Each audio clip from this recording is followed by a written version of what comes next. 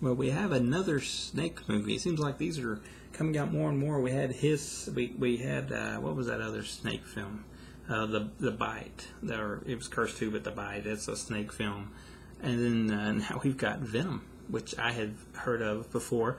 Never seen it up till now, but Blue Underground is releasing this on a very nice looking Criterion type case release here on Blu-ray.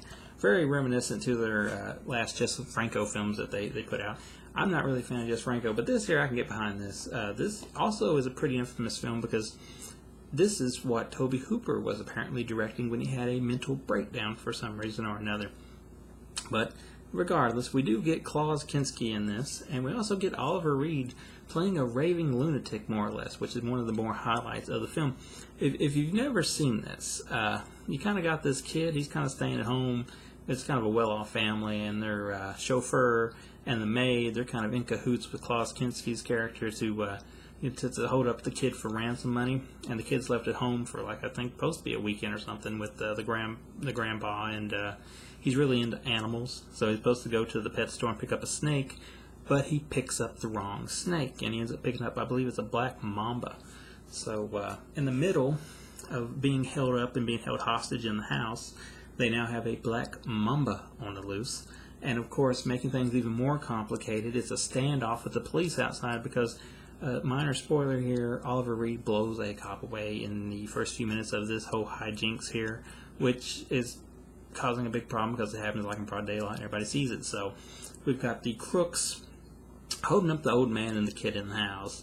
We have a black mamba on the loose, and we have the police all around trying to figure out a way to save the day without loss of life. So it's a bit silly, but it's fun. And you know, the fact that you have a black mamba on the loose, which maybe you could get a little more snake action in this one, but the fact that you have a black mamba on the loose does help to make more tension and better moments during the more downtime portions of the film. So this was the first time watch for me, and it kind of has like an Italian feel to it in some ways to me. I don't know why. I think it's an American film, as far as I know. Piers Hackard directed it.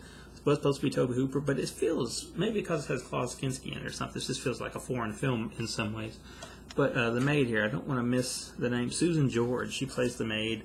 A little misleading on the cover there, I guess you could say. She does end up in her underwear at one point, but maybe not as prominent as the cover here, although that is my personal favorite cover.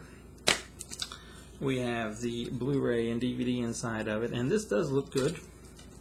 Maybe it doesn't look like 100% super crystallized HD here or something, but there's your booklet. But I think more of that is to do with the actual maybe the setting and the lighting, do with the setting rather than the actual film or transfer, because Blue Underground never does a subpar job as far as I'm concerned. There's your original artwork there, but I believe I will keep the slightly misleading cartoon of Susan George in her underoos with the snake in the background there for the cover art.